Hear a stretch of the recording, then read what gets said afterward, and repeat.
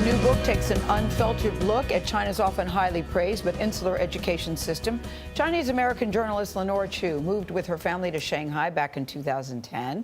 Students there regularly have some of the top math and reading test scores in the world. And when her 3-year-old son got into a prestigious Shanghai preschool, they were thrilled. Chu wrote a book about their experience. It's called Little Soldiers, an American boy, a Chinese school, and the global race to achieve.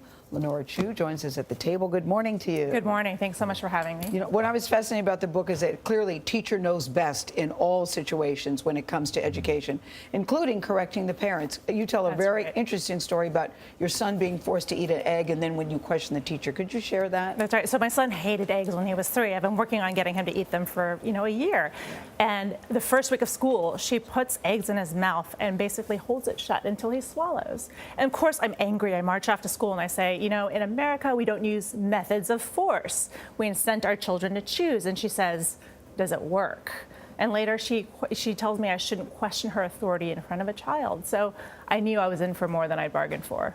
So that's very different, clearly, than an American education system. That's right. So why does it work in terms of test scores and what's the end result of what the Chinese believe in? So from this incident, I happen to be a journalist, and I had the skills to sort of look into some of these questions. And from there, I launched this investigation, talking to parents, students, teachers. And I think that, force feeding aside, teacher authority aside, there are some things that we can learn from the system. And one of them is this belief in grit in the classroom. There's a term in Chinese culture called 吃苦, or eating bitter. And we believe that hard work is connected to achievement. In America, the studies show we're more likely to believe in talent when it comes to academics. And that means we're sort of giving up on some kids because we think they don't have what it takes. They also seem to focus more on the group, Lenore, than the individual student. Sure, they do. And there's negatives and positives to that. My son had asthma, and I tried to get an inhaler kept near the classroom, but they couldn't make this dispensation for him. And so I had to decide, could I take care of it on my own? And, if you think about it, without these sort of distractions for the teacher, they're able to focus on teaching. They were saying your son's individual needs do not trump what's happening in this classroom. That's right. And clearly it's not for everyone. We're really lucky that our son, we were able to take care of it. So did everything you learned cause you to reassess how you might want to see your child treated and stimulated in school? Yeah, absolutely.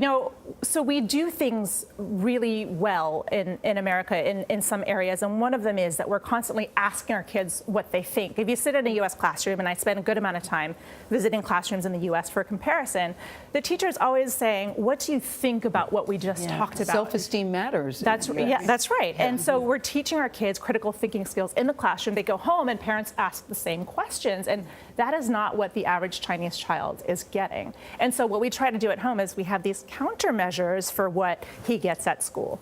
You also write that Chinese parents are also formally roped into their child's education, whether they like it or not. How does the parental involvement differ?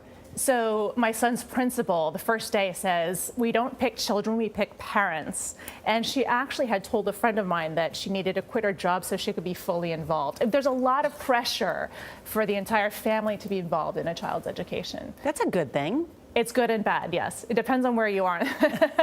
No, you tell the story about a parent showing up with a violin along with her child to show that she's very engaged in playing the violin along with her child. She bought 2 instruments, one for her, one for herself, so she could practice alongside. And that's the Chinese way. If you actually think about it, the one-child policy, so you have 2 parents and then you have 4 grandparents. So you have 6 kids, all of these expectations placed on this one child. But isn't that a good idea, bring a violin and to learn together? I mean, as a kid growing up, there was nothing better than having parents to influence you to throw a ball with them and throw a football and participate in sports. That's right.